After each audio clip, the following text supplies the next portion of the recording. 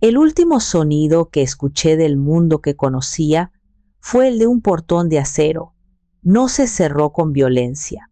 No fue un golpe dramático como en las películas. Fue un sonido pesado, definitivo, un chasquido metálico que pareció absorber todo el aire y toda la esperanza de aquel pasillo de paredes grises.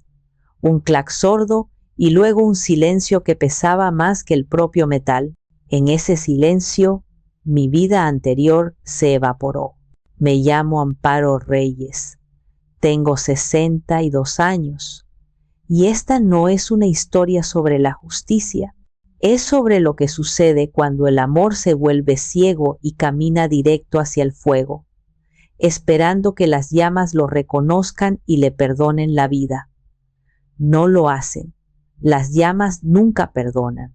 Me quedé inmóvil, con las manos a los costados, sintiendo el frío del concreto subir por las suelas de mis zapatos desgastados. La oficial, una mujer joven con una mirada que ya había visto demasiado, me indicó que siguiera caminando. No había crueldad en su voz, solo una indiferencia pulida por la rutina. Aquí dentro, yo no era una madre ni una viuda, ni la dueña de un negocio que había construido con mis propias manos y el sudor de mi esposo. Era un número, un expediente, un cuerpo que ocupar en una celda, mientras me quitaban los cordones de los zapatos y el pequeño crucifijo de plata que Fidel me había regalado en nuestro 10º aniversario. Mi mente no dejaba de repetir las palabras de mi hijo Ramiro. Será rápido, mamá. Te juro que será rápido. Solo es un trámite, una formalidad. Yo me encargaré de todo desde afuera. Ni siquiera te darás cuenta. Sus ojos, aquellos ojos grandes y oscuros que yo había visto llenarse de lágrimas por una rodilla raspada, ahora me miraban con una desesperación que yo confundí con sinceridad. Le creí. Una madre siempre quiere creer. Me dieron un uniforme de color caqui, áspero al tacto que olía a cloro y a resignación. Me tomaron las huellas dactilares, manchando mis dedos con una tinta negra y pegajosa. Esos dedos, que habían acariciado la frente febril de mi hijo, que habían amasado pan y que habían firmado los cheques para su educación, ahora estaban siendo catalogados como los de una criminal. La ironía era tan amarga que me costaba tragar. Me llevaron a una celda de detención temporal, 4 paredes de un color indefinido, una litera de metal, un inodoro sin tapa y un lavabo manchado de óxido. La única luz provenía de un foco fluorescente que parpadeaba con un zumbido constante, como un insecto atrapado. Me senté en el borde del colchón delgado como una oblea y miré la puerta de barrotes. No lloré. Las lágrimas se habían quedado congeladas en algún lugar de mi pecho, junto con la incredulidad. Me aferré a su promesa como un náufrago a una tabla. Yo me encargaré de todo.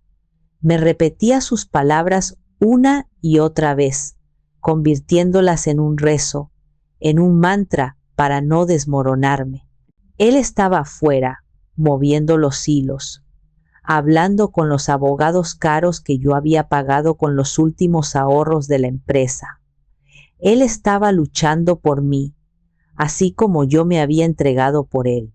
Tenía que ser así, porque la alternativa, la idea de que su promesa fuera solo aire, era un abismo demasiado aterrador para contemplarlo. Aún no.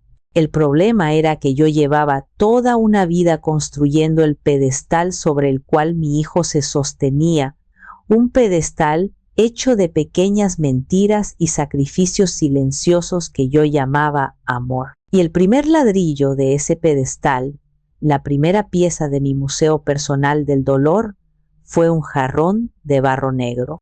Ocurrió cuando Ramiro tenía 10 años. Fidel, mi esposo, acababa de regresar de un viaje a Oaxaca.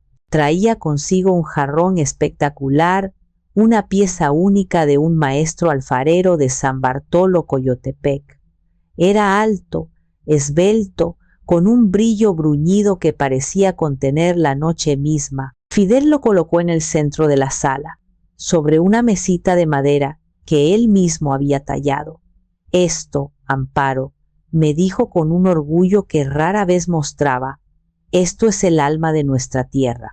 Es la prueba de que de lo más humilde, del barro, puede nacer la belleza más pura. Para él, no era un objeto, era un símbolo de todo lo que representaba nuestro negocio, Artesanías Reyes. Una tarde, mientras yo estaba en la cocina, escuché un estruendo seco, seguido de un silencio sepulcral. Corrí a la sala y la imagen me heló la sangre.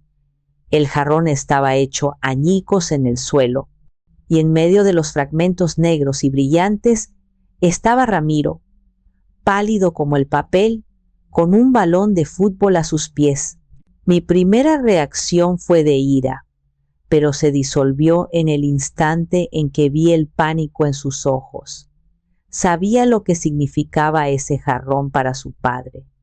Cuando Fidel llegó a casa, su rostro se ensombreció. No gritó. Su decepción siempre fue más cortante que su furia. Miró los pedazos, luego miró a Ramiro, que temblaba sin poder hablar. «Recoge cada pieza, hijo», dijo Fidel con una voz grave. «Mañana llamaremos al maestro artesano para disculparnos. Y cada centavo de tu domingo, durante un año, será para pagarle. Un hombre debe hacerse responsable de sus actos. Yo vi a mi pequeño, a mi único hijo, a punto de quebrarse, y no lo pude soportar. En ese momento, tomé una decisión que marcaría el resto de nuestras vidas. Me interpuse entre ellos. Fui yo, Fidel», dije, con una voz que apenas reconocí. Estaba limpiando el polvo y se me resbaló. Fue un accidente. No culpes al niño. Fidel me miró durante un larguísimo instante. Él sabía que yo mentía. Lo vi en sus ojos. Vio a través de mí, a través de mi amor torpe y asfixiante, pero no me desmintió delante del niño. Más tarde, esa noche, cuando Ramiro ya dormía, Fidel se sentó a mi lado en la cama, tomó mis manos entre las suyas. «Amparo», me dijo, y su voz era suave pero cargada de una tristeza infinita. «Sé lo que hiciste, y sé por qué lo hiciste, pero el amor no es borrar sus errores, es enseñarle a repararlos. Hoy le has enseñado que una mentira puede salvarlo de las consecuencias. Es una lección peligrosa, mi amor, una muy peligrosa». Yo no quise escuchar. En mi ceguera, creí que lo había salvado de una lección demasiado dura, de la decepción de su padre. No me di cuenta de que lo que realmente había hecho era robarle la oportunidad de aprender sobre la integridad, sobre el honor. Aquella noche, sin saberlo, yo misma había roto algo mucho más valioso que un jarrón de barro. Había roto el primer eslabón en la cadena moral de mi hijo y me había ofrecido a mí misma para reemplazarlo. Fue el primer sacrificio, no sería el último. Después de que Fidel murió, un silencio pesado se instaló en la casa y en el negocio. Él había sido el ancla, la brújula moral que nos mantenía a flote. Sin él, yo me sentía a la deriva, y Ramiro, que entonces tenía 30 años, parecía ansioso por tomar el timón, pero con un mapa completamente diferente en las manos. Fue entonces cuando Maite, su esposa, empezó a tener más influencia. Maite era todo lo que yo no era. Moderna, ambiciosa, con un barniz de sofisticación que siempre me hizo sentir un poco anticuada. Juntos, Ramiro y ella formaban un frente unido. Empezaron a hablar de expandir la visión, de modernizar la marca. Una tarde, me citaron en la oficina, la misma oficina que Fidel y yo habíamos decorado con tanto esmero, con tapetes de Teotitlán del Valle y alebrijes que parecían a punto de cobrar vida. Pero ese día, en lugar de nuestros catálogos, había una presentación de PowerPoint en una laptop brillante. Hablaban de importar bolsos de diseñador, joyería de lujo de Europa, de convertir artesanías Reyes en un concepto de estilo de vida global. Mamá, tenemos que evolucionar, decía Ramiro, paseándose por la oficina con una energía nerviosa. El mundo de las artesanías es limitado, es para turistas. Nosotros tenemos que apuntar más alto. Tu padre creía en la autenticidad, hijo, le respondí, acariciando la madera del escritorio de Fidel. Él creía que el valor estaba en la historia detrás de cada pieza, no en una etiqueta de precio inflada. Papá era un soñador, mamá, y te lo digo con todo respeto, intervino Maite, con esa sonrisa que nunca le llegaba a los ojos. Pero los sueños no pagan las facturas de una tarjeta de crédito Amex. Necesitamos inversionistas, necesitamos préstamos grandes para hacer una gran declaración. Sentí un nudo en el estómago. Era como si estuvieran borrando a Fidel, pintando sobre su retrato con colores brillantes y vacíos. Pero me sentía acorralada. Cada vez que expresaba una duda, me trataban con una condescendencia paciente, como si le hablaran a una anciana que no entiende el mundo moderno. Me decían que era miedosa, que estaba anclada en el pasado, que mi mentalidad conservadora estaba frenando el potencial de Ramiro. Y entonces pusieron los papeles sobre el escritorio. Eran gruesos legajos llenos de cláusulas en letra pequeña. Solo son garantías para los préstamos, mamá, dijo Ramiro con un tono tranquilizador. Es una formalidad. Como tú sigues siendo la dueña mayoritaria en el acta original, el banco necesita tu firma, pero todo está bajo control. Yo me encargo de los números. Dudé.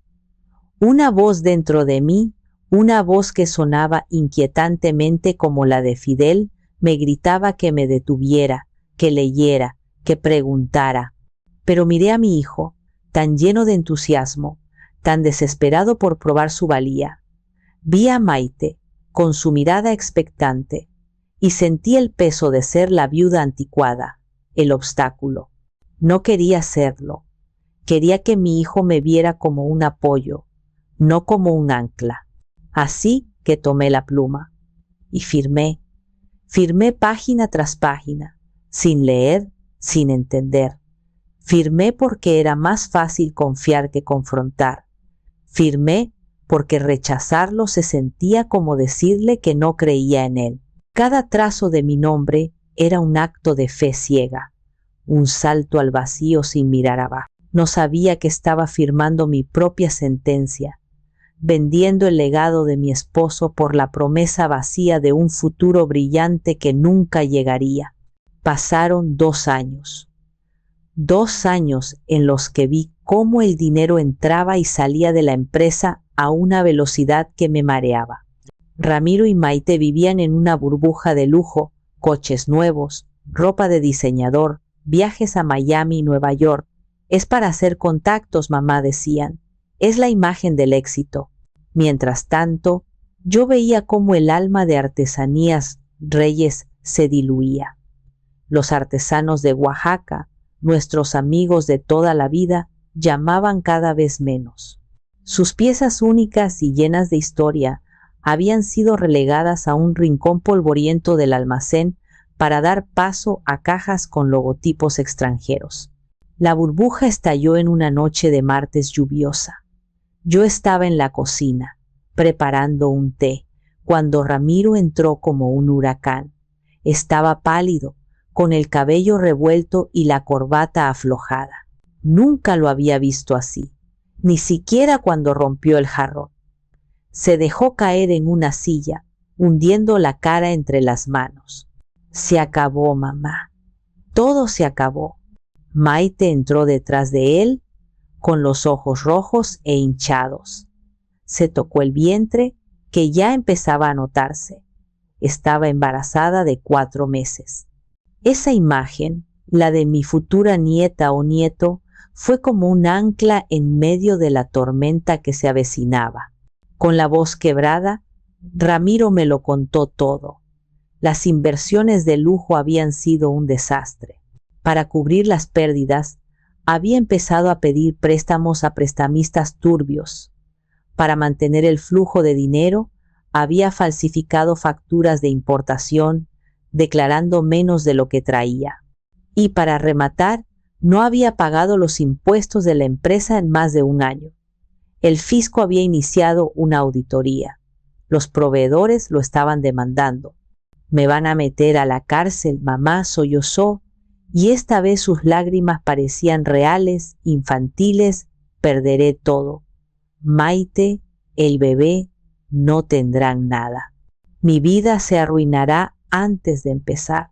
Yo lo escuchaba y sentía el suelo abrirse bajo mis pies. El nombre de Fidel, el honor de nuestra familia, todo estaba siendo arrastrado por el lodo. ¿Cómo pudiste, Ramiro? ¿Cómo pudiste traicionar así la memoria de tu padre?, le pregunté, con un hilo de voz. No lo sé, mamá, no lo sé. Estaba presionado, quería demostrar que podía hacerlo, que podía ser más grande que él, gritó, y en su grito escuché años de inseguridad y resentimiento. Y entonces, en medio de su colapso, me presentó la solución. Sus ojos desesperados se clavaron en los míos. Mamá, en todos los papeles.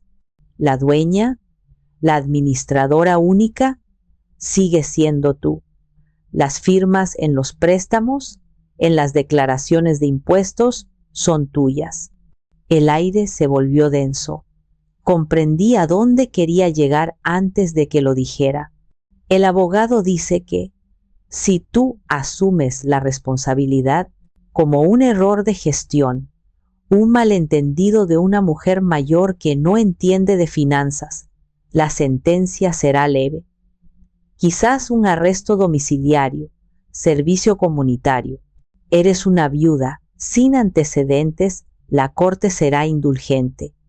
Pero si voy yo, con mi edad, con todo esto, me darán años. Años, mamá. Se arrodilló frente a mí, aferrándose a mis rodillas. Por favor, mamá, hazlo por mí. Hazlo por tu nieto. Te juro que lo arreglaré todo. Venderé lo que sea, pagaré las deudas. Solo necesito tiempo. Sálvame. Una última vez. Miré su rostro, desfigurado por el pánico. Miré el vientre de Maite. Pensé en un bebé naciendo con su padre en la cárcel. Pensé en el escándalo, en el apellido Reyes manchado para siempre. Y la voz de Fidel en mi cabeza, la que me advertía, fue ahogada por el instinto primario y ciego de una madre que ve a su cachorro en una trampa. No estaba salvando a un hombre de 32 años de sus crímenes. En mi mente estaba salvando a aquel niño de 10 años del jarrón roto, una vez más. Está bien, Ramiro, susurré, y sentí como si mi propia alma se desprendiera de mi cuerpo. Yo lo haré. El día del juicio. El aire en la sala del tribunal era frío y olía a papel viejo y a miedo. Me habían vestido con un traje sastre de color gris que me quedaba un poco grande. Una elección de Maite para darme un aspecto frágil y confundido. El abogado de Ramiro, un hombre con un reloj de oro y una sonrisa que no inspiraba confianza, me había instruido durante horas. Usted solo lea esto, señora Reyes, con voz temblorosa, si es posible. No añada nada, no explique nada, solo admita la culpa. El papel que sostenía en mis manos temblorosas contenía una versión de los hechos que me convertía en la única villana. Hablaba de mala administración, desconocimiento de las leyes fiscales, decisiones de inversión imprudentes, Me pintaba como una viuda abrumada que había llevado el negocio familiar a la ruina por incompetencia. Ni una sola palabra mencionaba a Ramiro, excepto como el hijo devoto que intentó sin éxito salvar la situación. Cuando me llamaron al estrado, mis piernas se sentían como si fueran de plomo. Juré decir la verdad, toda la verdad, y nada más que la verdad, y la bilis me subió por la garganta. Busqué a Ramiro entre el público. Estaba sentado en la primera fila junto a Maite. Tenía la cabeza gacha y sus hombros se sacudían ligeramente. Está sufriendo, pensé. Le duele verme pasar por esto. Está compartiendo mi carga. Esa idea me dio una extraña fuerza. Estaba absorbiendo su dolor como siempre había hecho. El fiscal hizo sus preguntas y yo respondí leyendo el guión. Mi voz era un susurro ronco.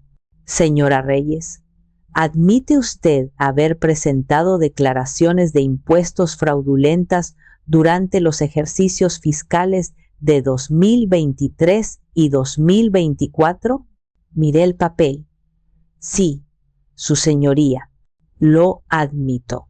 ¿Admite haber emitido facturas falsas a sus proveedores para obtener líneas de crédito de forma ilegal? Un nudo se formó en mi garganta. Sí, lo admito. ¿Admite que estas acciones llevaron a la empresa Artesanías Reyes a una deuda de más de 5 millones de pesos con el fisco y con acreedores privados? Cerré los ojos por un instante. La cifra era monstruosa. Sí, su señoría, lo admito. Cada sí era un martillazo en el ataúd de mi propia vida. Con cada palabra borraba mi historia, mi integridad, el honor que había compartido con Fidel. Me estaba convirtiendo en el monstruo que la corte necesitaba para cerrar el caso. Cuando terminé, un silencio denso llenó la sala. El juez, un hombre mayor con una mirada cansada, me observó por encima de sus gafas. Señora Reyes, dada la gravedad de los delitos y el enorme daño financiero causado, este tribunal no puede mostrar la indulgencia que su defensa solicita. Mi corazón se detuvo. Miré al abogado de Ramiro, que de repente parecía muy interesado en un punto fijo en el techo. Este tribunal la sentencia a 7 años de prisión efectiva. 7 años. El número rebotó en mi cráneo como una bala. 7. No era arresto domiciliario, no era servicio comunitario, eran 7 años. 2.555 días de mi vida, borrados. Sentí que el suelo se hundía. Mi mirada voló hacia Ramiro. Él levantó la cabeza. Y por una fracción de segundo, nuestros ojos se encontraron. No vi dolor, no vi angustia, vi alivio. Un alivio puro, absoluto y egoísta. En ese instante, supe que no había estado llorando por mí. Había estado conteniendo la respiración, esperando el veredicto. Y ahora, por fin, podía respirar de nuevo. Yo era el precio de su aire. Mientras los guardias se acercaban para llevarme, el mundo se movía en cámara lenta. Vi a Maite poner una mano tranquilizadora en el brazo de Ramiro. Lo vi sentir, recomponerse, y la primera grieta que había aparecido en mi fe, la que nació cuando me prometió una sentencia leve, se convirtió en una fractura profunda y dolorosa. El sonido del martillo del juez al cerrar la sesión fue el eco de la puerta de mi vida al cerrarse. La transición del mundo exterior al interior de la penitenciaría es un proceso de despojo sistemático. Te quitan tu ropa, tus joyas, tus pertenencias, pero lo más importante, te quitan tu nombre y te dan un número. Te quitan tu individualidad y te visten con la tela áspera de la conformidad. Me convertí en la reclusa 734. Amparo Reyes empezó a desvanecerse. La vida en el pabellón general era un asalto a los sentidos. El ruido era constante, el eco de gritos en los pasillos, el zumbido de los fluorescentes, el estruendo de las puertas metálicas. El olor era una mezcla de desinfectante, sudor y la comida insípida que nos servían en bandejas de plástico. Y luego estaban las miradas duras, calculadoras, que te medían en segundos, buscando debilidades. Aprendí rápido a mantener la cabeza gacha, a no hacer contacto visual, a volverme invisible. Mi litera estaba en una celda compartida con otras 3 mujeres. La de arriba estaba ocupada por una mujer mayor que yo, de rostro surcado por arrugas y un silencio que parecía una fortaleza. Se presentó una sola vez. Soledad, dijo, y no volvió a hablarme en una semana. Pero sus ojos lo veían todo. Vi cómo observaba a las guardias, a las otras reclusas, a mí. Su silencio no era vacío, estaba lleno de una sabiduría forjada en el fuego. Los primeros días fueron un infierno de desorientación y miedo. Me aferraba a las pequeñas rutinas para no perder la cordura.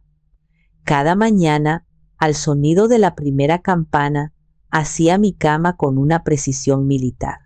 Doblaba la manta en un cuadrado perfecto, alisaba la sábana hasta que no quedaba ni una sola arruga. Era mi pequeño acto de control en un universo donde no controlaba absolutamente nada. Era lo mismo que hacía en casa. El recuerdo de mi hogar, de mi jardín, de mi cocina. Era un dolor físico, una punzada constante en el pecho. Las noches eran lo peor. La oscuridad nunca era completa. Una luz de seguridad proyectaba sombras alargadas en las paredes, convirtiendo la celda en una jaula de formas extrañas.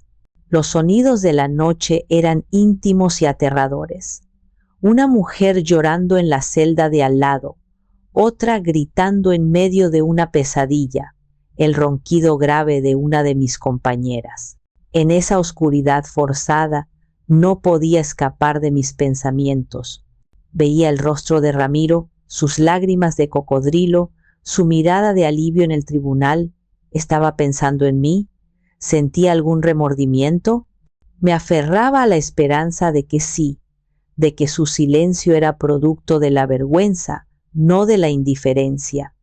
Era una esperanza frágil, pero era lo único que tenía. Un día, durante la hora del patio, vi a una reclusa joven recibiendo la visita de un niño pequeño, probablemente su hijo. Se abrazaban a través de una reja, sus dedos apenas rozándose. La mirada de anhelo y dolor en el rostro de esa madre era un espejo de mi propio corazón. Yo también había sacrificado mi libertad por un hijo, pero a mí nadie venía a verme, nadie me escribía, nadie esperaba mi regreso. La soledad en una multitud es la más cruel de todas, y en la cárcel yo estaba rodeada de cientos de mujeres, pero más sola que nunca en mi vida. Soledad, mi compañera de litera, debió ver algo en mi cara. Esa noche, al volver a la celda, encontré un pequeño trozo de chocolate, probablemente guardado de la comisaría, sobre mi almohada. No dijo nada. Yo tampoco. Pero en ese pequeño gesto, en ese trozo de dulzura en medio de la amargura, sentí el primer hilo de conexión humana en semanas. La esperanza es una droga peligrosa en la cárcel. Te mantiene vivo, pero también te hace vulnerable al dolor más agudo. Durante los primeros 2 meses, mi droga fue el correo. Cada día, a las 4 de la tarde, una guardia pasaba por el pasillo repartiendo cartas. Y cada día, mi corazón daba un vuelco de anticipación. Comencé a escribirle a Ramiro desde la primera semana. El papel era de mala calidad y el bolígrafo que me permitieron tener A menudo fallaba, pero volqué mi alma en esas cartas. No lo culpaba, no le reprochaba nada. Entendí que mi papel era el de la madre que comprende, que perdona, que apoya incondicionalmente. Mi querido hijo, empezaba cada carta. Espero que estés bien. No te preocupes por mí. Aquí los días pasan y yo soy fuerte. Cuéntame de Maite, ¿cómo va el embarazo? ¿Ya han pensado en nombres? Me gustaría que me mandaras una foto de la ecografía, si es posible. Me daría mucha fuerza ver a mi nieto o nieta. Le contaba pequeñas cosas de mi día a día, intentando sonar optimista. Le hablaba de un libro que había conseguido en la biblioteca, de cómo el sol entraba por una ventana alta en el comedor durante 10 minutos cada mañana. Llenaba las páginas con preguntas, con un anhelo desesperado de conexión. ¿Cómo va el negocio? ¿Has podido empezar a pagar las deudas? Recuerda lo que te enseñó tu padre sobre la perseverancia. Estoy segura de que saldrás adelante. Cada carta terminaba igual. Te quiero más que a mi vida. Con todo mi amor, mamá. Las doblaba con cuidado. Las metía en los sobres timbrados que compraba en la comisaría y las entregaba con una fe casi religiosa. Imaginaba a Ramiro recibiéndolas. Quizás las leía a solas en su oficina, con lágrimas en los ojos, sintiendo el peso de mi sacrificio. Quizás le costaba tanto responder porque la culpa lo carcomía. Sí, debía hacer eso, pero los días se convirtieron en semanas. La guardia del correo pasaba por nuestro pasillo gritando nombres: González, Martínez, Soto, y cada vez mi nombre, Reyes, quedaba flotando en el silencio. Al principio, las otras reclusas me miraban con una especie de lástima. Después, simplemente dejaron de mirarme. La mujer que espera una carta que nunca llega es una figura demasiado común aquí. La decepción diaria era como un veneno lento. Empezaba como una punzada de esperanza en la mañana. Crecía hasta convertirse en una ansiedad febril por la tarde y moría en una apatía gris cuando la guardia pasaba de largo sin decir mi nombre. Regresaba a mi celda, me sentaba en mi litera y miraba las manos vacías. Manos que habían escrito con tanto amor, ahora solo sostenían aire. Empecé a dudar de mis propios recuerdos. ¿Había escrito bien la dirección? ¿Se estarían perdiendo las cartas? La mente busca explicaciones lógicas para evitar la verdad emocional, pero en el fondo de mi corazón, una semilla de miedo empezaba a germinar, un miedo frío y oscuro que me susurraba que el problema no eran las cartas ni el correo, el problema era el destinatario. Aún así, seguí escribiendo. Escribir era la única forma que tenía de sentirme madre, de mantener vivo el vínculo, aunque fuera unilateral. Mis cartas se volvieron más suplicantes, menos optimistas. Ramiro, hijo, solo necesito saber que estás bien, una sola línea, solo para saber que no me has olvidado. Pero mis palabras se perdían en un vacío, rebotando en un muro de hielo que mi propio hijo había construido a mi alrededor. La revelación no llegó como un trueno, sino como un susurro helado en un pasillo mal iluminado. Una tarde, mientras limpiaba el comedor como parte de mis labores, una de las guardias más antiguas, una mujer llamada Carmen que rara vez sonreía, se detuvo a mi lado. Había notado mi peregrinaje diario y fallido a la hora del correo. Reyes, dijo en voz baja, sin mirarme directamente, deja de esperar, no va a llegar nada. Levanté la vista del suelo pegajoso. ¿Cómo lo sabe?, pregunté, con un hilo de voz. Ella suspiró, un sonido cansado, casi de fastidio, porque supe que su hijo, el señorito Reyes, llamó a la dirección de la prisión hace casi 2 meses. Solicitó formalmente que se bloqueara toda la correspondencia entrante y saliente para usted. Dijo que era por razones legales complejas y para evitar angustia emocional. Órdenes son órdenes. Se encogió de hombros y siguió su camino, dejándome allí, de rodillas, con un trapo sucio en la mano y el mundo hecho añicos a mi alrededor. Bloqueado. No era un olvido, no era falta de tiempo, no era la culpa que le impedía escribir. Era una orden, una decisión consciente, fría y calculada para borrarme, para silenciarme. Mis cartas, llenas de amor y preocupación, ni siquiera habían salido de estos muros. Y las que él pudiera haber enviado habían sido detenidas en la puerta. Pero sabía, con una certeza que me partió el alma, que él nunca había enviado ninguna. Esa noche no pude dormir. Me quedé sentada en mi litera, inmóvil, mientras las horas se arrastraban.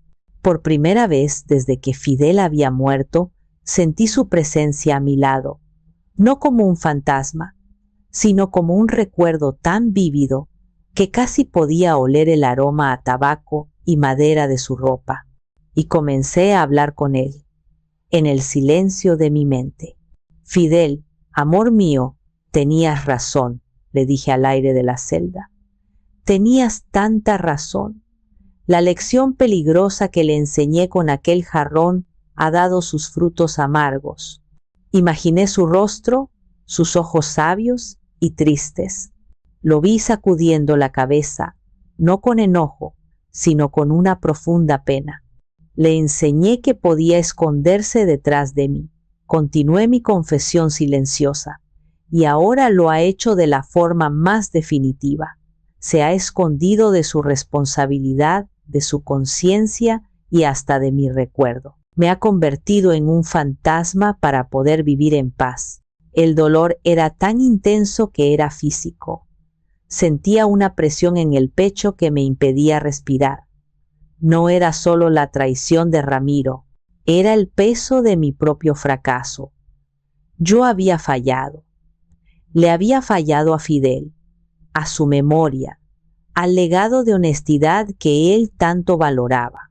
Le había fallado a mi propio hijo, al criarlo para que fuera un hombre débil, un hombre que cortaba los lazos que lo sostenían en lugar de fortalecerlos. Perdóname, Fidel, susurré en la oscuridad, y las primeras lágrimas en meses comenzaron a rodar por mis mejillas. Eran lágrimas calientes, amargas, lágrimas por un amor malentendido, por una vida de sacrificios inútiles. Te fallé. Fallé en proteger lo único que de verdad importaba. No el negocio, no el dinero, sino el alma de nuestro hijo. Y ahora creo que la ha perdido para siempre. En esa conversación con la memoria de mi esposo, algo cambió dentro de mí. La esperanza ingenua murió definitivamente esa noche, y en su lugar nació algo más duro, más frío, una determinación. Ya no se trataba de esperar una carta o un gesto de arrepentimiento, se trataba de entender. Necesitaba entender la magnitud de la oscuridad en la que me había sumergido voluntariamente y, de alguna manera, encontrar una forma de salir de ella, no por la puerta de la prisión, sino por la puerta de mi propia mente. Mi lucha ya no era por Ramiro, era por mí y por el honor del hombre al que le había fallado. Pasaron varios meses. Me sumergí en la monotonía de la vida carcelaria como una forma de supervivencia. Trabajo en la lavandería, comidas silenciosas, lecturas en la biblioteca. Había dejado de esperar, había dejado de escribirle. El dolor seguía ahí, un compañero sordo y constante, pero había aprendido a vivir con él. Me hice más cercana a Soledad, mi compañera de celda. No hablábamos mucho, pero compartíamos un silencio cómodo, un entendimiento mutuo de que a veces las palabras sobran. Una tarde de jueves estaba en la sala común. Era un espacio amplio y ruidoso, con un televisor viejo colgado en una esquina, siempre sintonizado en un canal de noticias locales. La mayoría de las mujeres jugaban a las cartas o charlaban en grupos. Yo solía sentarme en un rincón, intentando leer, aunque mi mente a menudo vagaba. Ese día, el presentador del noticiero de las 5 anunció un segmento especial: jóvenes emprendedores que están cambiando el rostro de la economía de Jalisco. No le presté atención. Para mí, eran noticias de un planeta lejano, hasta que escuché su nombre. Y nuestro primer invitado es Ramiro Reyes, el visionario CEO detrás de la marca de lujo Reyes Lifestyle. Mi cabeza se levantó de golpe. Mi corazón empezó a latir con una fuerza descontrolada. Y allí estaba él, en la pantalla, mi hijo. Pero no era el hombre pálido y desesperado que yo recordaba.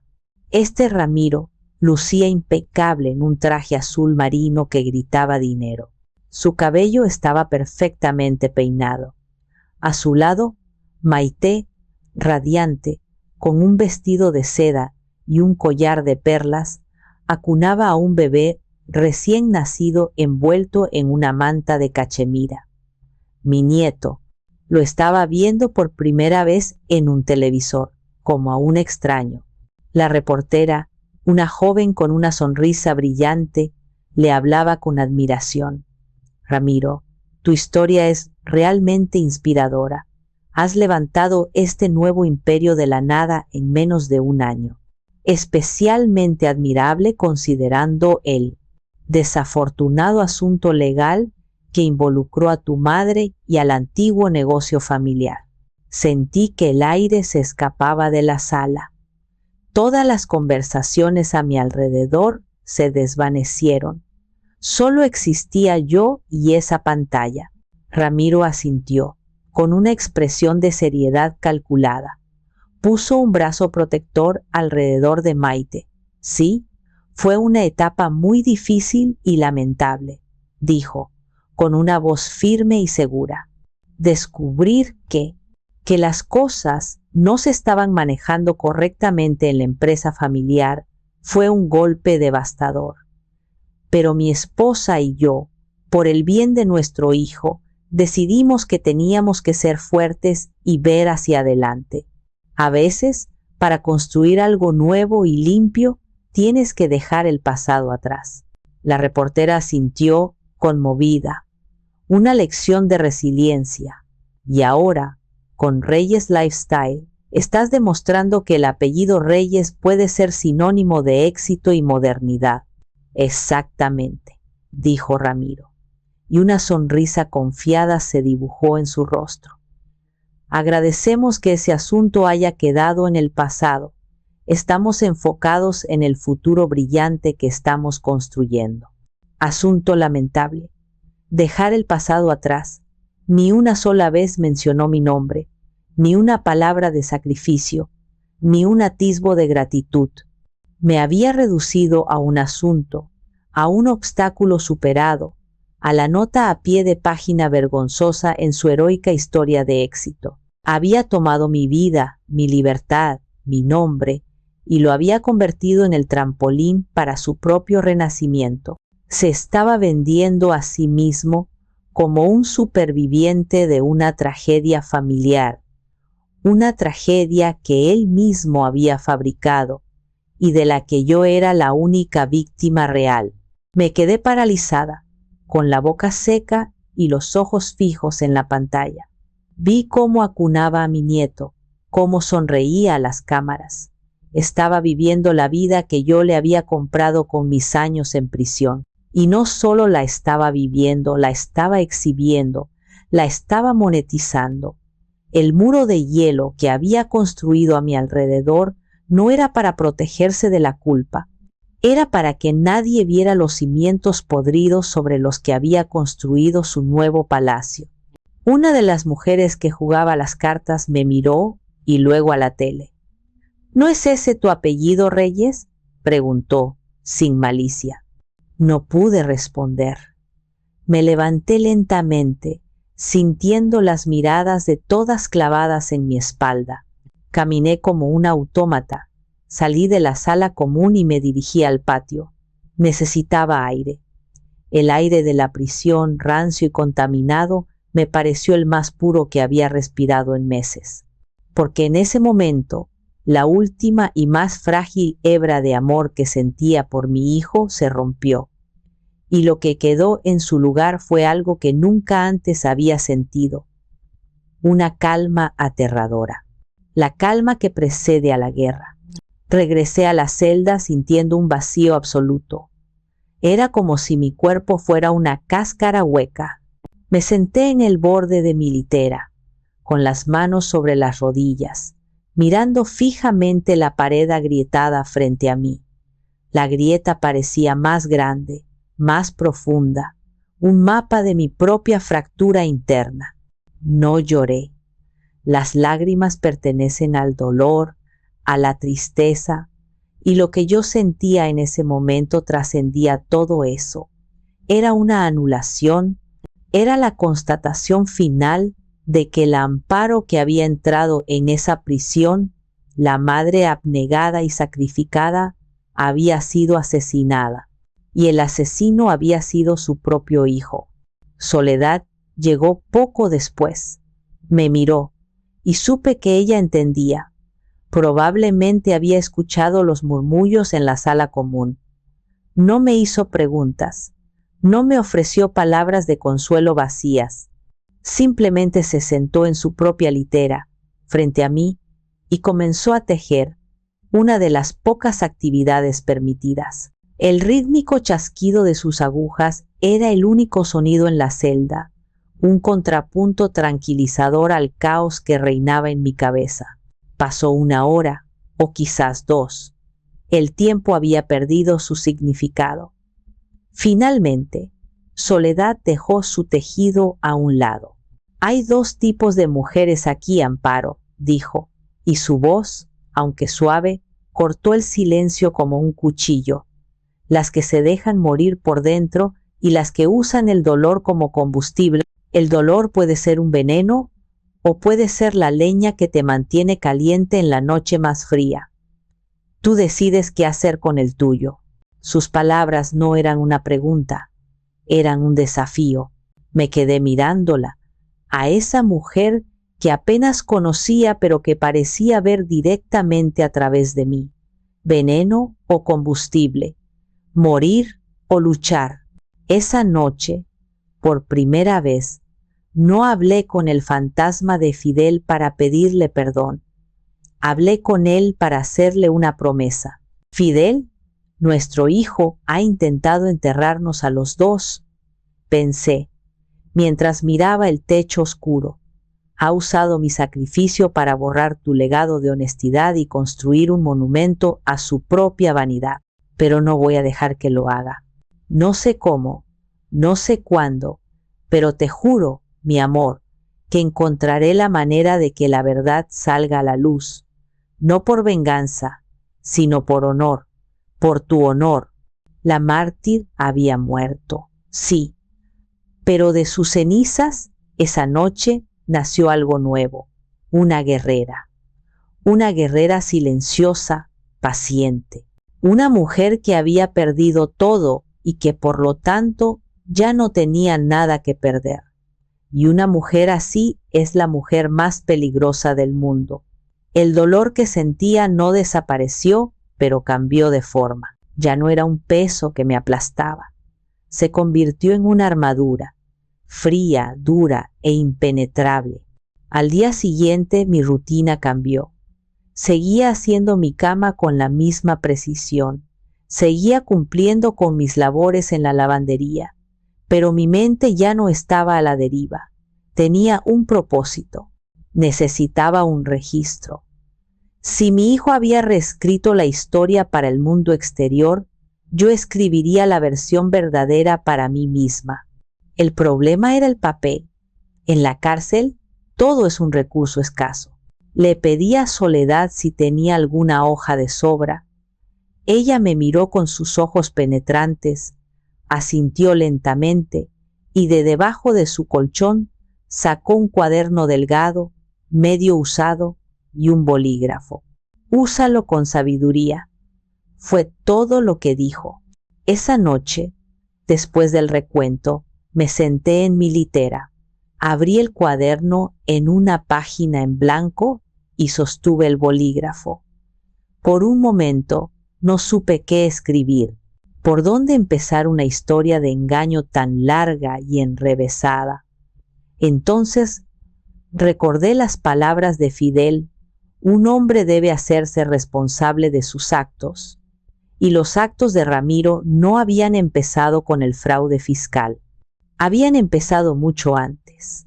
Mi primera anotación no fue una diatriba furiosa. Fue un recuerdo. Título: El jarrón roto. Con una caligrafía temblorosa al principio, pero que ganaba firmeza con cada palabra, describí la escena con un detalle que me sorprendió a mí misma: el brillo del barro negro, el sonido del balón al golpear la cerámica, la mirada de pánico en los ojos de Ramiro, la decepción en los de Fidel y mi mentira. Escribí mi propia mentira, la primera de muchas. Hoy le has enseñado que una mentira puede salvarlo de las consecuencias. Es una lección peligrosa, mi amor. Transcribí las palabras de Fidel como si las estuviera escuchando en ese mismo instante. Al ponerlas en el papel, supe que no estaba escribiendo un diario. Estaba construyendo un caso contra mi hijo, pero también contra mí misma, contra mi propia ceguera. Continué escribiendo noche tras noche. Llené páginas sobre las firmas a ciegas, transcribiendo las frases manipuladoras de Ramiro y Maite. Mamá, tienes que evolucionar. Los sueños no pagan las facturas. Describí la presión, la condescendencia, el sentimiento de ser un estorbo. Cada recuerdo doloroso, al ser plasmado en tinta, perdía un poco de su poder sobre mí. Ya no eran fantasmas que me atormentaban en la oscuridad. Eran pruebas, evidencia A, evidencia B. No era un proceso de sanación, era un proceso de armamento. Cada página era una bala que guardaba en la recámara. No sabía cuándo ni cómo, pero sentía que algún día tendría la oportunidad de usar esa munición. Escribir se convirtió en mi disciplina, en mi forma de luchar. Mientras las otras reclusas mataban el tiempo, yo lo invertía. Estaba convirtiendo mi celda en una oficina, mi litera en un escritorio, mi dolor en un arma. Y con cada palabra, la guerrera silenciosa que había nacido en la noche de la traición televisada se hacía más fuerte, más paciente y más letal.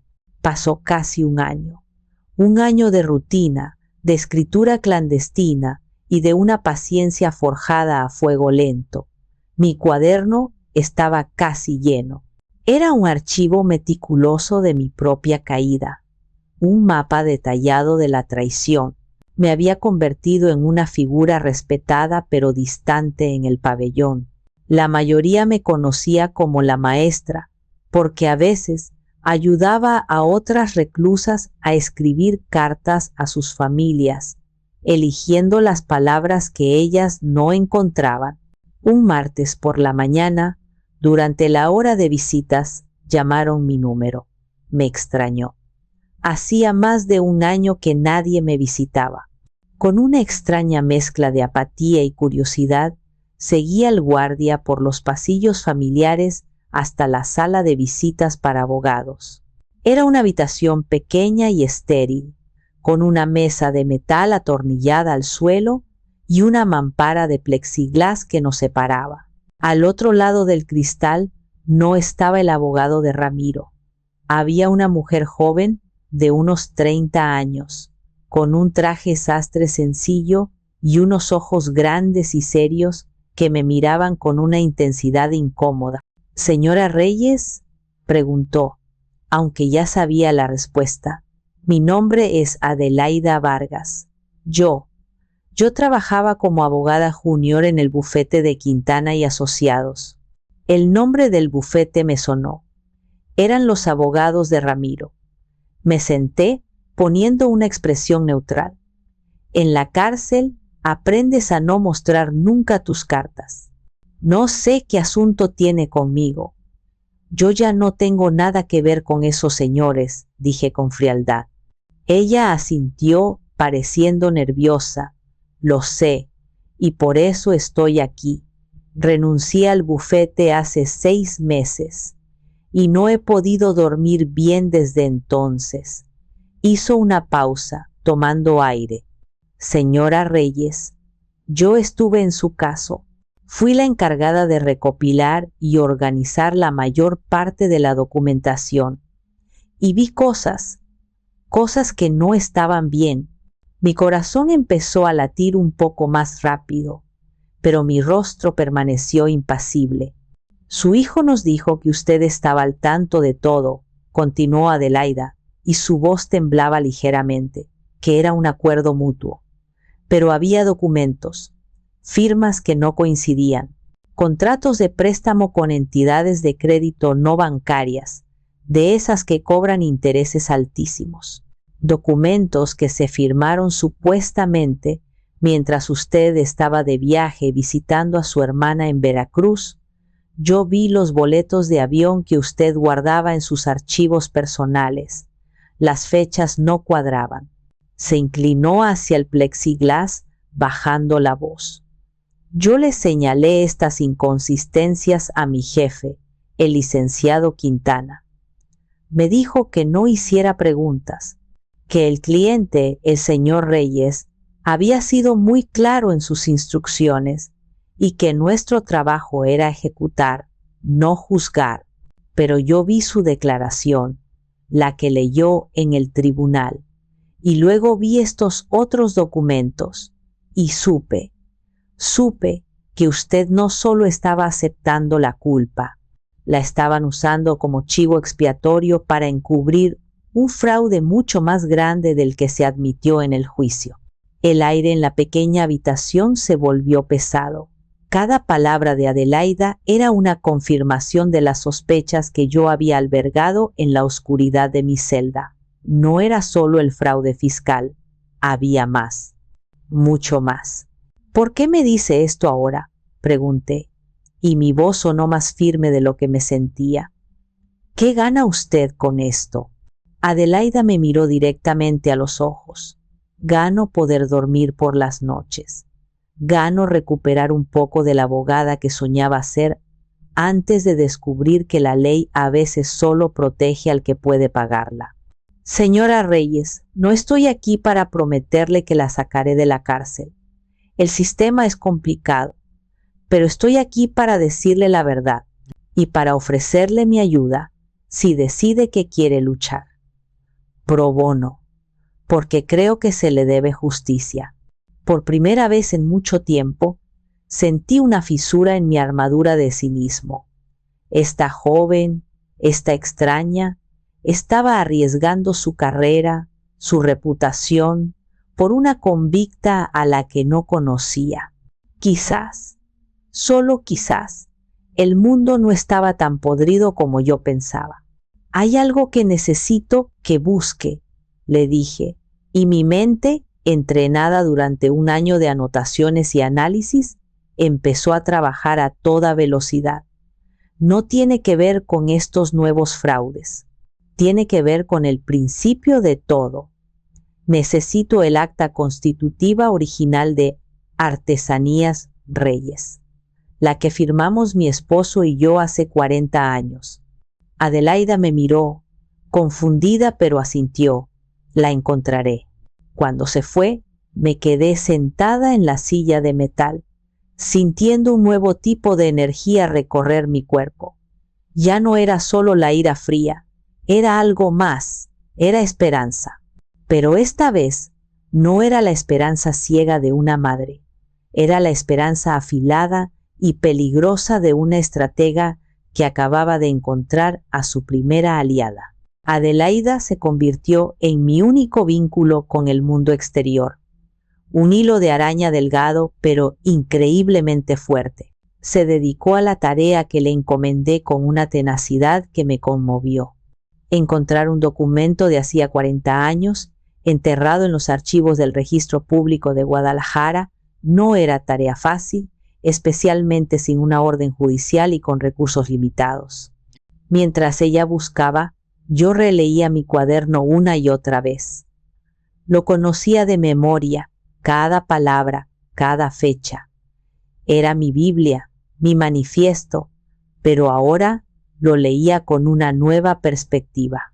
Ya no era solo la historia de una traición, era una cronología de pruebas potenciales, las conversaciones, las promesas, las mentiras. Todo podía ser corroborado si Adelaida encontraba a las personas adecuadas. Una noche, Soledad me vio concentrada sobre mis escritos bajo la tenue luz de seguridad. «Pareces una general planeando una batalla», me dijo en voz baja. Levanté la vista.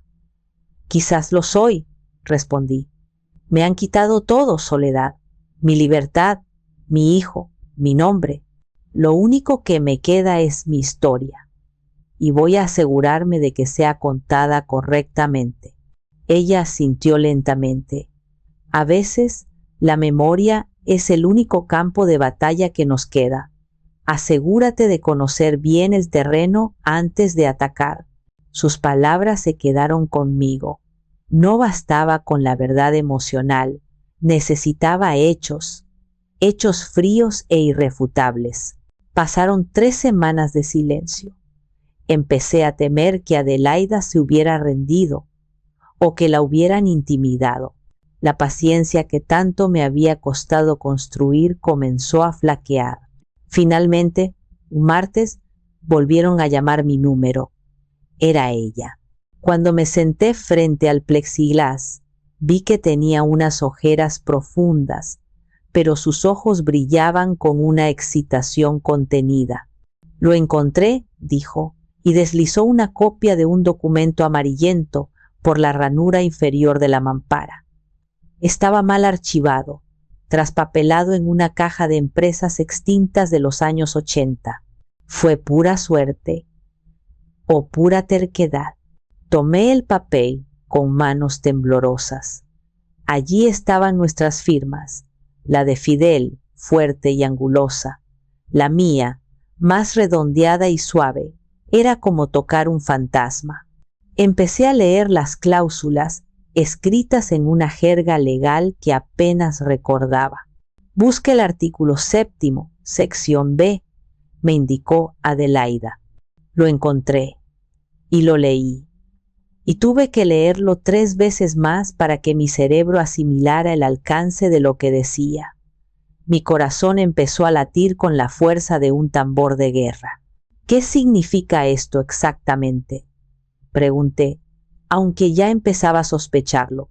Adelaida sonrió por primera vez, una sonrisa genuina, llena de triunfo. «Significa, señora Reyes, que su esposo era un hombre brillante y sobre todo un hombre muy precavido. Explíqueme», le insté, sintiendo que el aire me faltaba. «La cláusula es clara», dijo Adelaida, y su voz de abogada tomó el control. «Establece que, en el caso de que uno de los 2 socios fundadores, es decir, usted o su esposo, fuera condenado por un delito penal directamente relacionado con las operaciones de la empresa, todos sus derechos de propiedad y control ejecutivo sobre Artesanías Reyes quedarían automáticamente anulados y serían transferidos en su totalidad al socio restante». Asentí lentamente. «Entiendo. Así que cuando yo fui condenada, perdí mi parte». «Exactamente», me interrumpió. «Y como su esposo ya había fallecido, el único heredero legal de su parte, y ahora también de la suya, era su hijo, Ramiro. Por eso pudo tomar el control total sin ningún problema. La ley estaba de su lado». Sentí una punzada de decepción. Entonces, esto no sirve de nada. Al contrario, dijo Adelaida, y su sonrisa se ensanchó. Aquí es donde empieza lo bueno. Al principio, yo también me desanimé. La cláusula parece blindar a su hijo, pero me carcomía la injusticia del asunto. Así que hice algo que no debería haber hecho. Usé mis ahorros y mis noches libres para investigar, y lo que encontré es dinamita. Adelaida se inclinó hacia adelante, y su voz bajó a un susurro conspirador, cargado de la electricidad de un descubrimiento que lo cambiaba todo. Pasé las últimas 2 semanas encerrada en la biblioteca de la Facultad de Derecho, revisando archivos de jurisprudencia que nadie ha tocado en años. Buscaba algo, cualquier cosa, un resquicio, y lo encontré. En un caso de 1998, aquí mismo en Jalisco, un caso sobre una disputa de tierras entre 2 hermanos. El hermano mayor había engañado al menor, que era analfabeto, para que firmara un documento cediendo su parte de la herencia, haciéndole creer que era un simple permiso de siembra. Yo escuchaba, conteniendo la respiración, sin entender aún la conexión. El tribunal falló a favor del hermano menor, continuó Adelaida, con los ojos brillantes, y sentó un precedente que, aunque rara vez se utiliza, nunca ha sido revocado. El precedente establece lo siguiente: cualquier transferencia de bienes, derechos o poder que sea el resultado directo de un acto fraudulento, coacción o engaño deliberado perpetrado por la parte beneficiaria de dicha transferencia será considerada nula de origen premas. Se detuvo para dejar que el peso de sus palabras hiciera efecto, y lo hizo. Fue como si una luz cegadora se encendiera en la oscuridad de mi celda. Quiero decir, quiero decir, señora Reyes, dijo Adelaida, y su voz era pura dinamita, que la condena penal que activó la cláusula de su esposo fue el resultado directo de un engaño deliberado perpetrado por su hijo, la única parte beneficiaria. La condena no fue un acto aislado, fue la herramienta que él usó para tomar el control. Según el precedente Hernández contra Hernández, 1998, la transferencia de poder a Ramiro fue, legalmente, un fraude. Nunca ocurrió. Él ha estado operando una empresa que a los ojos de una interpretación estricta de la ley nunca le perteneció. Me recargué en el respaldo de la silla, sintiendo que las piernas no me sostenían. Era demasiado, demasiado perfecto. Era como si la mano de Fidel se hubiera extendido desde la tumba para darme el arma que necesitaba. Él no solo había sido precavido, había sido un profeta.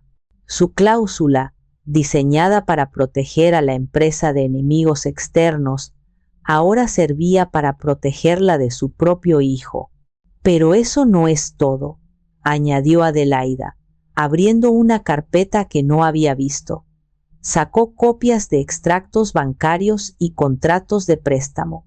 Con la ayuda de un investigador privado, amigo mío, que me hizo un gran descuento, rastreamos los préstamos que usted mencionó, los que él le hizo firmar a ciegas.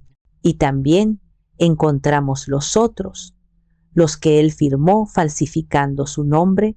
Tenemos pruebas de peritaje caligráfico que demuestran que esas firmas no son suyas. Podríamos abrir un nuevo caso penal contra él por fraude y falsificación de documentos. Un caso que lo mandaría a la cárcel por más tiempo del que usted ha estado aquí. Miré los papeles, miré a Adelaida.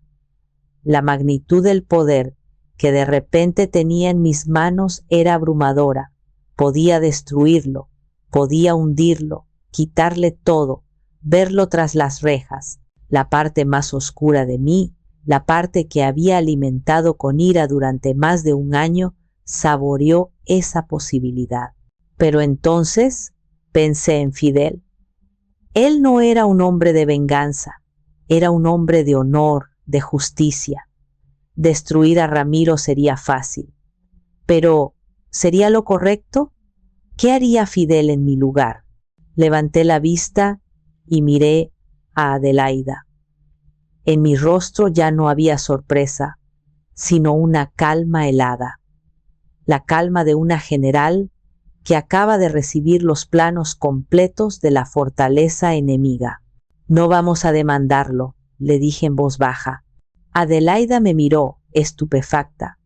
¿Qué, señora Reyes? Tenemos todo para ganar. No he dicho que no vayamos a usar esto, aclaré, tocando la pila de documentos con la punta de los dedos. He dicho que no vamos a demandarlo. Hay formas de ganar una guerra sin disparar una sola bala en público. Y esta guerra la vamos a ganar en mis términos, en silencio. La paciencia, me enseñó la cárcel, no es la habilidad de esperar, sino la habilidad de mantener una buena actitud mientras esperas. Y yo, ahora, tenía la mejor de las actitudes. Tenía un secreto que pesaba toneladas y que me daba una sensación de poder que nunca había experimentado en mi vida. Regresé a la rutina del pabellón, pero todo era diferente.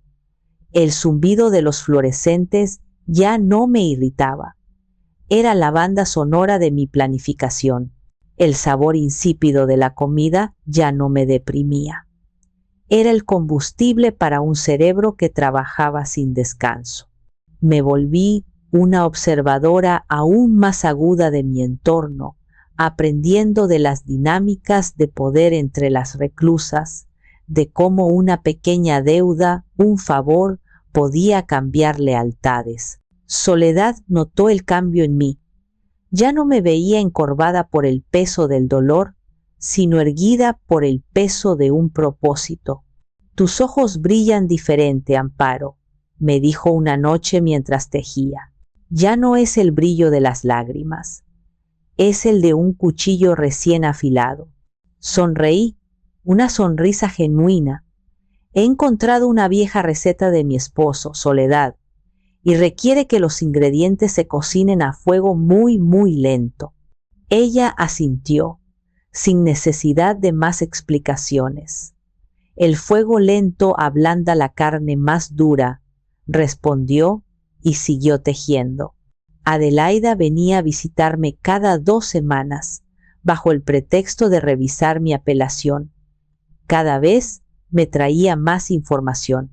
Un informe detallado del nuevo estilo de vida de Ramiro y Maite, su casa en un fraccionamiento de lujo, sus membresías en clubes exclusivos, los colegios carísimos a los que planeaban mandar a mi nieto.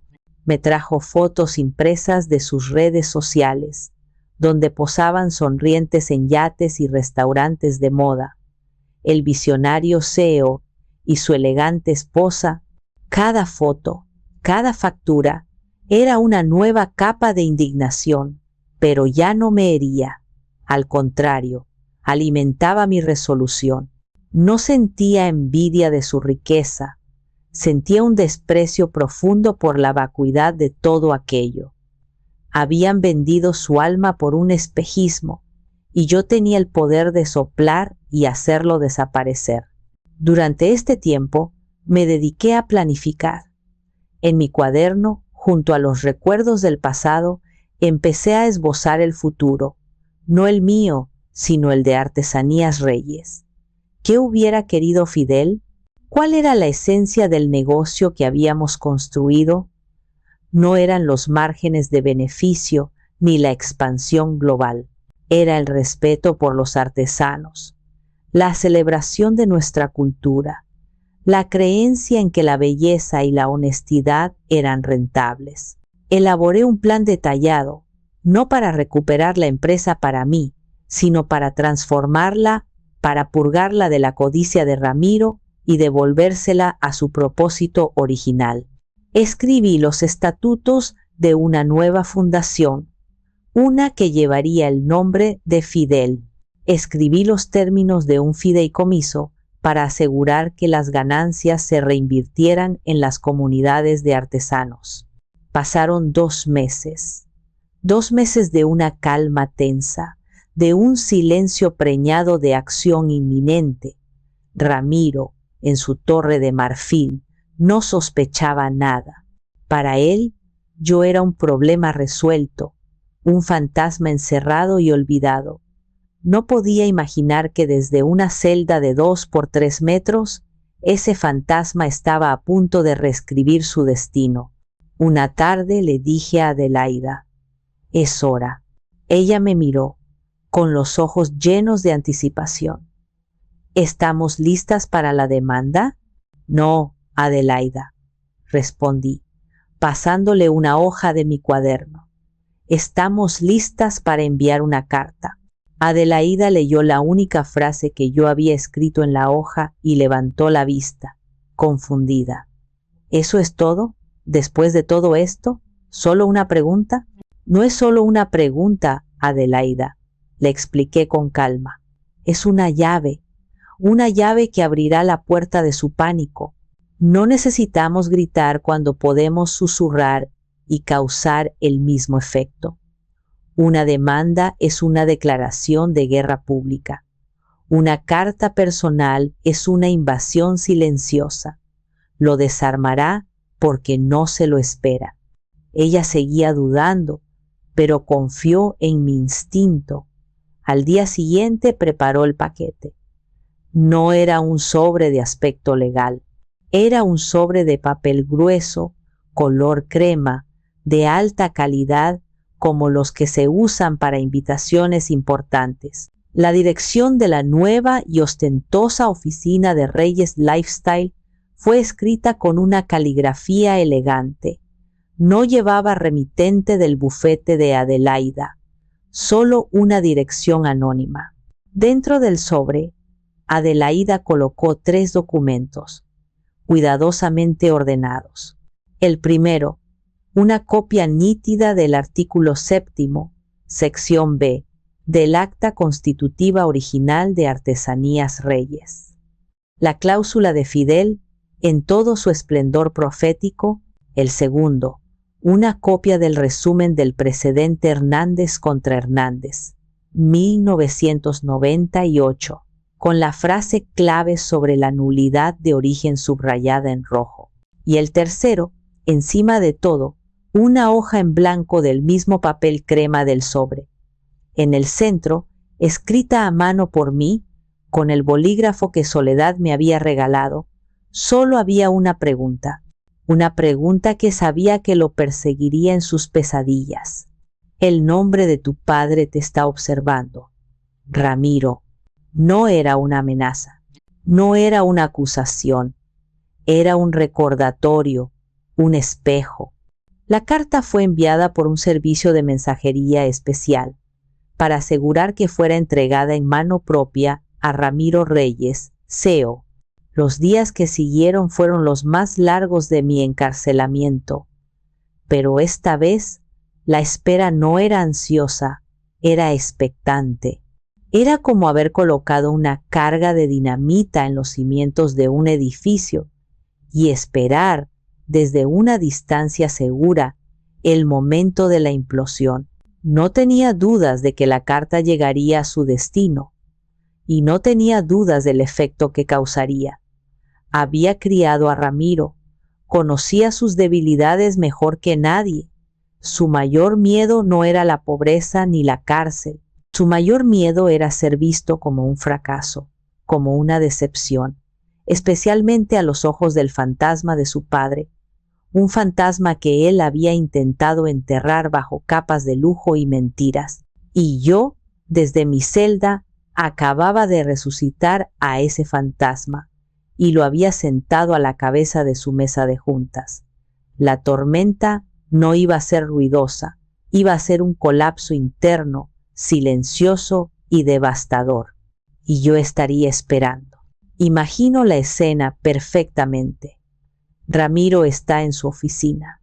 una oficina en el último piso de un edificio de cristal con vistas a toda Guadalajara. El sol se refleja en su escritorio de caoba pulida. Está hablando por teléfono, probablemente cerrando un trato, usando esa voz encantadora y segura que había perfeccionado.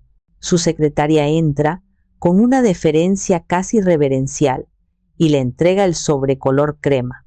Él lo toma, quizás con un poco de fastidio por la interrupción. Ve que no es una factura ni un documento de negocios. Su curiosidad se despierta. Lo abre. Lo primero que ve es mi caligrafía. La reconoce al instante.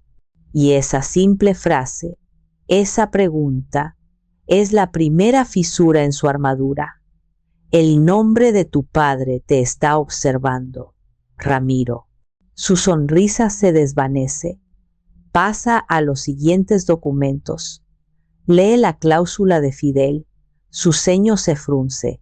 No la entiende del todo, pero le suena vagamente familiar, como un eco de un pasado que creía superado. Luego lee el precedente legal, y el pánico, un pánico frío y paralizante, comienza a subirle por la columna vertebral. No es un abogado experto, pero no es estúpido, entiende las implicaciones. Llama a su abogado, el licenciado Quintana, con una urgencia que desconcierta a su secretaria. Le lee los documentos por teléfono, con la voz temblorosa. Hay un silencio al otro lado de la línea, un silencio que grita problemas. Necesito ver esos papeles, Ramiro, dice Quintana finalmente, y su tono ya no es el del cómplice confiado, sino el de un profesional preocupado. Pero si lo que me lees es correcto, podrías tener un problema muy serio. La torre de marfil de Ramiro empieza a temblar.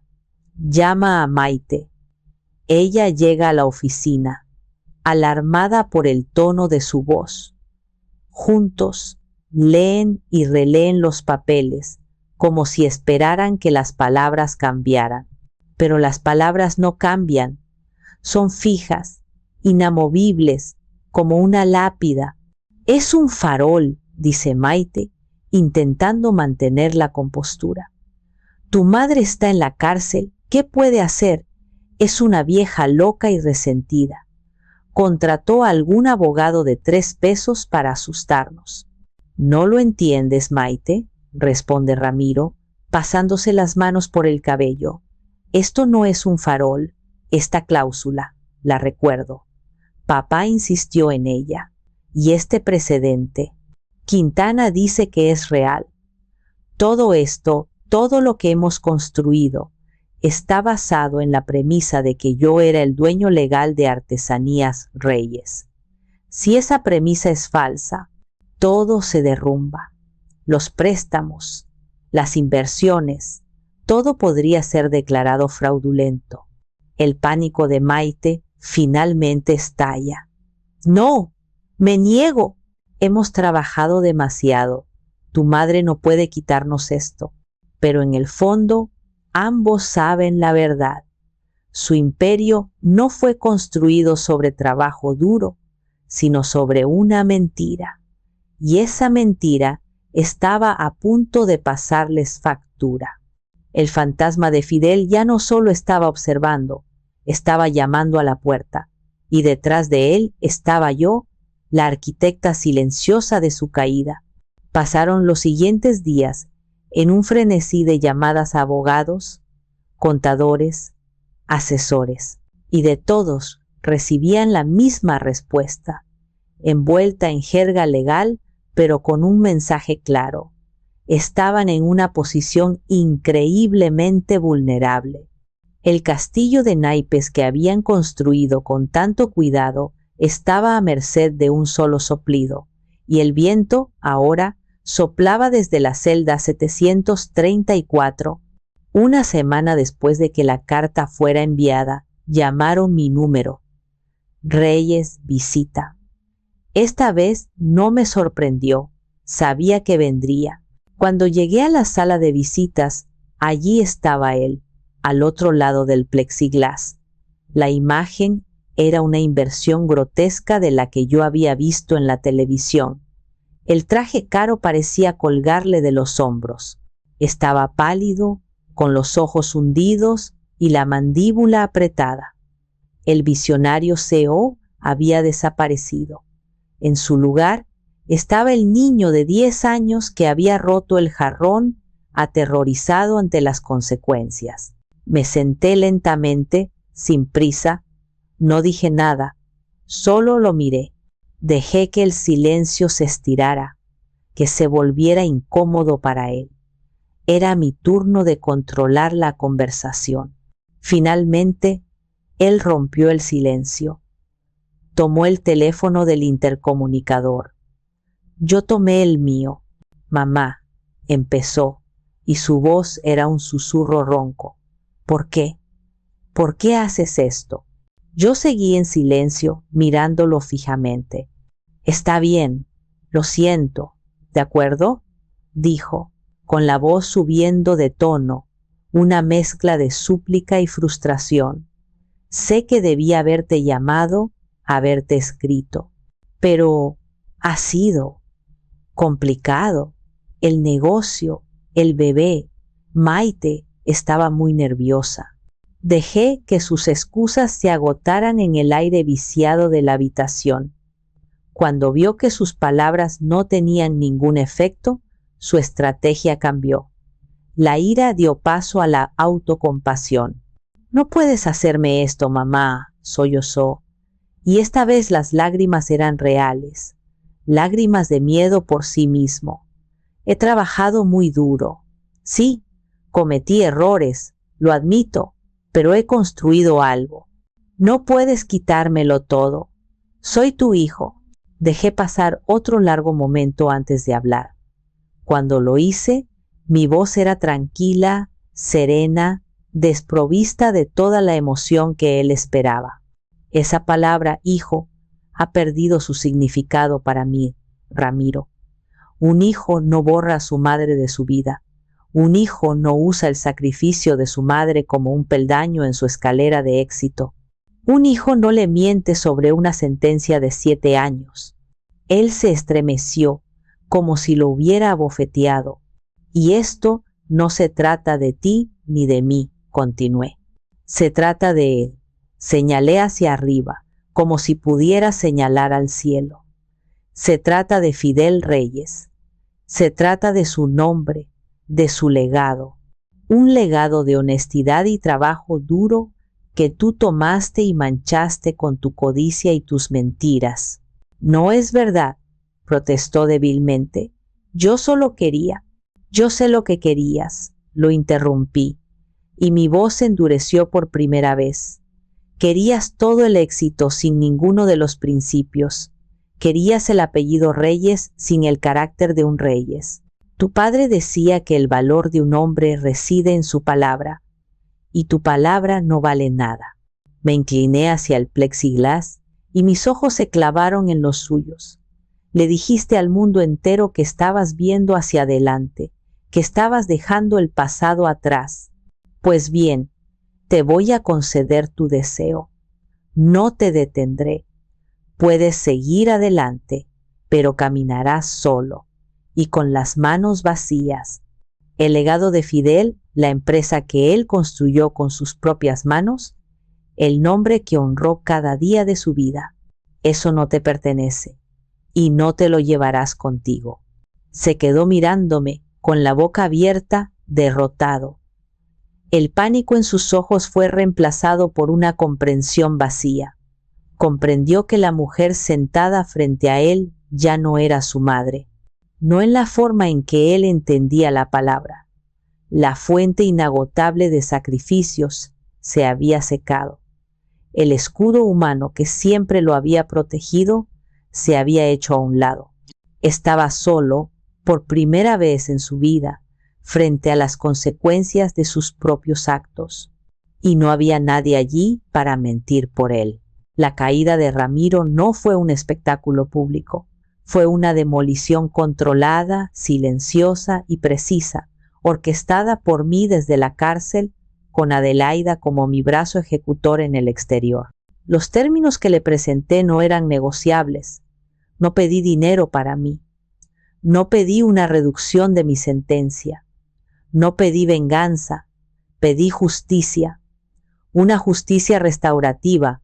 Primero, Ramiro tuvo que firmar la cesión irrevocable de cualquier derecho presente o futuro sobre Artesanías Reyes y todas sus filiales. La propiedad de la empresa fue transferida a un nuevo fideicomiso. Segundo, se realizó una auditoría forense completa de Reyes Lifestyle y de las cuentas personales de Ramiro y Maite. Una parte significativa de sus activos, aquellos que se pudo demostrar que provenían directamente del fraude inicial, fue liquidada. Ese dinero se destinó a dos fines. La primera mitad se usó para pagar, con intereses, a cada uno de los proveedores y acreedores que habían sido estafados. Adelaida se encargó de contactarlos uno por uno, explicando que la nueva administración de la empresa familiar quería enmendar los errores del pasado. La otra mitad se convirtió en el capital inicial de la Fundación Fidel Reyes. El propósito de la fundación, que yo misma redacté en mi cuaderno, era otorgar microcréditos sin intereses y becas de formación a jóvenes artesanos en Oaxaca y otras comunidades de México, para que pudieran iniciar sus propios negocios sin caer en manos de prestamistas o intermediarios abusivos. El legado de Fidel ya no sería un negocio, sería una oportunidad para otros. A Ramiro y Maite se les permitió conservar su casa y una cantidad de dinero suficiente para empezar de nuevo, pero sin el apellido Reyes respaldándolo. Fueron despojados del imperio, del prestigio, de la mentira sobre la que habían construido sus vidas. Tuvieron que vender los coches de lujo, cancelar las membresías de los clubes. Tuvieron que aprender a vivir en el mundo real. Mientras todo esto sucedía en el exterior, mi vida en el interior también se transformaba. Con la ayuda de la trabajadora social de la prisión y el permiso de la directora, que quedó impresionada por la historia que Adelaida le contó confidencialmente, inicié un taller de escritura. Lo llamé La tinta que libera. Empezamos en una pequeña sala multiusos, con 5 mujeres, cuadernos donados y bolígrafos baratos. Les enseñé lo que yo había aprendido, que escribir tu historia no es revivir el dolor, es tomar control sobre él. Les dije que contaran su verdad, sin adornos, sin excusas. Al principio eran tímidas. Sus historias estaban llenas de vergüenza y culpa. Pero poco a poco, a medida que escribían y compartían, algo mágico sucedía. Encontraban su voz. Se daban cuenta de que no estaban solas en sus experiencias. El taller creció. Pronto éramos 10, luego 20. Mujeres condenadas por robo, por drogas, por violencia.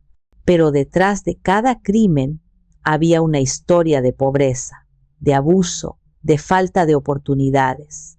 Juntas, creamos una antología de nuestros escritos. Logramos que una pequeña editorial independiente la publicara. El libro no fue un bestseller, pero se vendió. Y el dinero de las ventas se destinó a un fondo para ayudar a las mujeres a reconstruir sus vidas cuando salieran de prisión. Encontré una nueva familia en ese círculo de mujeres rotas pero resilientes. Encontré un propósito que iba más allá de mi propia historia. Soledad, mi mentora silenciosa, a veces asistía a los talleres. No escribía, pero escuchaba, y al final de cada sesión asentía con una rara sonrisa. «Estás construyendo algo aquí, Amparo», me dijo una vez, «algo que ni los muros ni los barrotes pueden contener». Y tenía razón. Los años pasaron.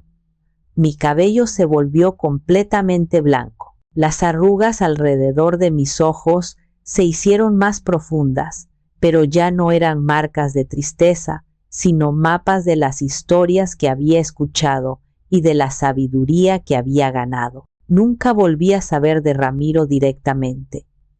Adelaida me contó que él y Maite se habían mudado a otra ciudad, que él trabajaba en ventas para una empresa que no tenía nada que ver con el lujo. Vivían una vida modesta, anónima. A veces me preguntaba si alguna vez pensaba en mí, si sentía remordimiento, pero la pregunta dejó de importarme. Su historia ya no era parte de la mía. El día que cumplí mi sentencia, Adelaida estaba esperándome en la puerta de la prisión. Me abrazó con fuerza. A su lado había varias mujeres del taller de escritura que ya habían salido y habían rehecho sus vidas. Habían venido a recibirme. Lloré, pero esta vez eran lágrimas de gratitud. No regresé a mi antigua casa. La había vendido como parte del acuerdo. Adelaida me llevó a un pequeño apartamento que la fundación había alquilado para mí en un barrio tranquilo. Desde la ventana podía ver un parque con jacarandas. La libertad física era extraña al principio. El ruido de la ciudad, la multitud de opciones en un supermercado, la simple sensación de una puerta sin cerrojo. Pero la verdadera libertad, la que importaba, la había encontrado años atrás, en la celda 734, con un bolígrafo y un cuaderno. Hoy dirijo la Fundación Fidel Reyes. Viajo a Oaxaca, a Chiapas, a Michoacán. Me siento con los artesanos, escucho sus historias, veo la belleza que crean con sus manos.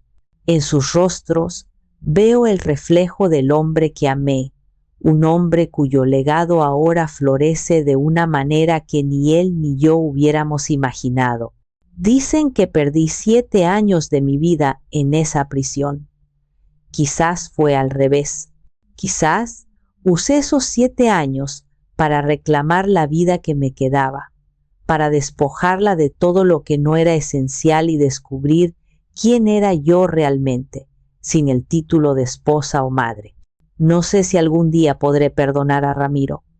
El perdón es una palabra compleja, pero la pregunta que me hago ahora, mientras veo las flores moradas de las jacarandas mecerse con el viento, ya no es si puedo perdonarlo a él.